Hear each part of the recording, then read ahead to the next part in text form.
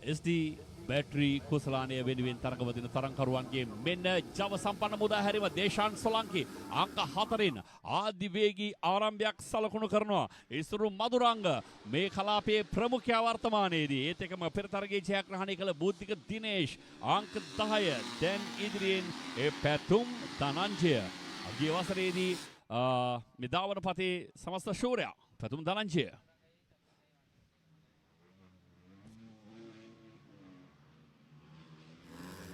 විශේෂයෙන්ම super motor තරගාංශය පිළිබඳව අවධානය යොමු කරන විට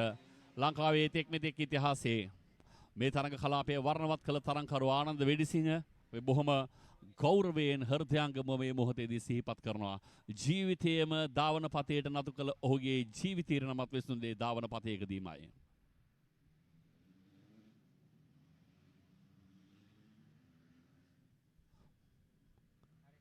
පැතුම් ධනංජය හොඳ ආරම්භයක් සාර්ථක ආරම්භයක්. පළමු වටේ නිවාමන විටත් මද පරතරයක් නිර්මාණය කරගන්නවා ආදිවේගී හසුරුවා ගැනීම. ඉන්නන්තර බලන ජීරපත්තිය නිසි ආකාරයෙන් කළමනාකරණය කරගෙන වම් පාදයේ ගන්නවා ඉදිරියට නැඹුරු කරමින් අවශ්‍ය වූ මොහොතක තමන්ගේ සමබරතාවය ගිලිහි ගියොත් පාදයේ ස්පර්ශ වර්ණ සලස්වා බිම ඉන්නන්තර හසුරුවා ගැනීමේ බලාපොරොත්තු ඇතිව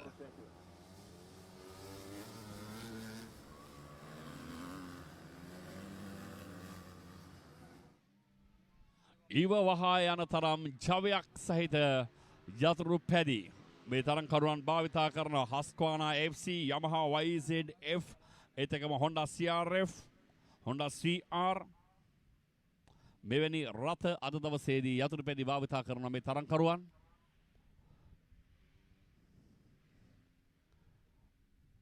තරංගයේ සමීපයටම වී ගැටති මත සමීපයටම වී ඔවුන්ගේ ආධාරකරුවන් නිරන්තරයෙන් ඉදිරිය පිළිබඳ වන තොරතුරුත් ඒත් එක්කම ජයഘോഷානාගමින් තරංකරුවන් උද්‍යෝගිමත් කරන ආකාරය දකින්නට පුළුවන්. වේගවත් තරඟ රටාවක් සුපර් මෝටර් තරඟ ඉශව්ව විශේෂයෙන් මෑතකදී ලංකාවේ සුපර් මෝටර් තරඟාංශයේ බිහිවුණු ඉමල් මංචනායක වැනි තරංකරුවන්ගේ අහිමි වීම ඔවුන් මේ තරඟ නියෝජනය නොකිරීම කැපී පෙනෙන අඩුපාඩුවක් ලෙස නම් කළ දිය හැකියි.